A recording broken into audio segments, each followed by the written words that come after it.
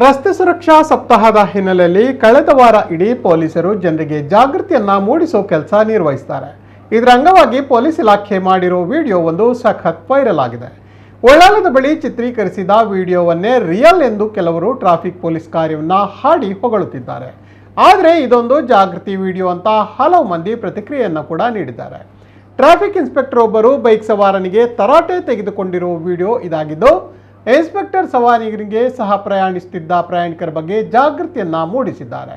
ಈ ವಿಡಿಯೋ ಈಗ ಸಾಮಾಜಿಕ ಜಾಲತಾಣದಲ್ಲೂ ಹರಿದಾಡುತ್ತಿದ್ದು, ಮಂಗಳೂರು ಟ್ರಾಫಿಕ್ ಇನ್ಸ್ಪೆಕ್ಟರ್ ಅವರು ನೀಡಿರುವ ಸಂದೇಶ ಉತ್ತಮ ಆಗಿದೆ ಅಂತ ಪ್ರತಿಕ್ರಿಯೆ ನೀಡುತ್ತಿದ್ದಾರೆ. ಪೊಲೀಸ್ ಇಲಾಖೆ ಜನರಲ್ಲಿ ಜಾಗೃತಿಯನ್ನ ಮೂಡಿಸಲು ಈ ವಿಡಿಯೋ ಮಾಡಿದ್ದಾರೆ ಅಂತ ಹಲವು ಮಂದಿ ಪ್ರತಿಕ್ರಿಯೆಯನ್ನ ನೀಡಿದ್ದಾರೆ.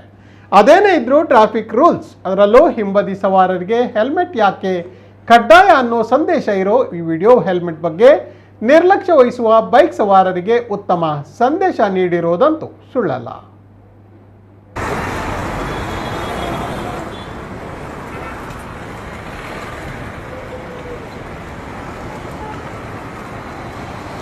ಹೆಲ್ಮೆಟ್ ಹಾಕಿದ್ರಿ ಅಂತ ಅನಿಸ್ತದ? ಹೆಲ್ಮೆಟ್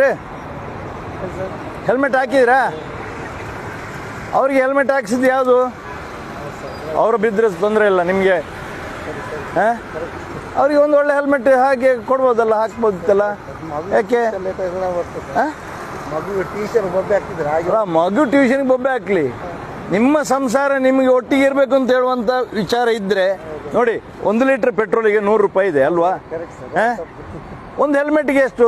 1200 ರೂಪಾಯಿ, 1600 ರೂಪಾಯಿ ಇರ್ಬೋದು. ಬದುಕಿ ಉಳಿದ್ರೆ ಅಂಥ 1000 ಎಷ್ಟು ಬೇಕಾದ್ರೂ ಮಾಡ್ಬೋದು, ಒಳ್ಳೆ ಹೆಲ್ಮೆಟ್ ಇದ್ದರೆ.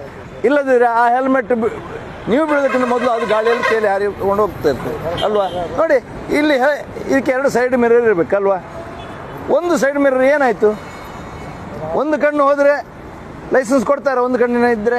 ಹಾಗೇನೇ ಅಲ್ವಾ? 2 ಸೈಡ್ ಮಿರರ್, 2 ಕಣ್ಣಿದ್ದಾಗಿ ಹಿಂದಕ್ಕೆ, 2 ಕಣ್ಣು ಮುಂದಕ್ಕಿದ್ದರೆ 2 ಕಣ್ಣು ಹಿಂದಕ್ಕಿದ್ದಾಗೆ ಸೈಡ್ ಮಿರರ್ ಫಿಟ್ ಮಾಡಿ ಅವ್ರಿಗೆ ಒಳ್ಳೆ ಹೆಲ್ಮೆಟ್ ತೆಗೆದುಕೊಡಿ. ಅಪಘಾತ ಆಗಬಾರ್ದು, ಆದರೆ ಪುನಃ ಬರೋದಿಲ್ಲ.